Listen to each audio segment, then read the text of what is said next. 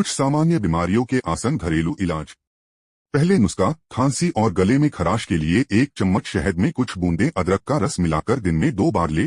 दूसरा नुस्खा, पेट दर्द या अपच के लिए आधा चम्मच अजवाइन में थोड़ा सा काला नमक मिलाकर गर्म पानी के साथ लें।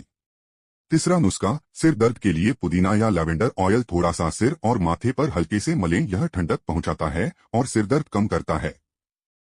चौथा नुस्खा, मुहासों पिंपल्स के लिए ताज़ी नीम की पत्तियों को पीसकर चेहरे पर लगाएं, यह बैक्टीरिया से लड़ता है और त्वचा को साफ करता है। पांचवा नुस्खा, नींद न आने पर 1 कप हल्दी वाला गर्म दूध पिएं, शरीर को आराम मिलता है और नींद बेहतर आती है।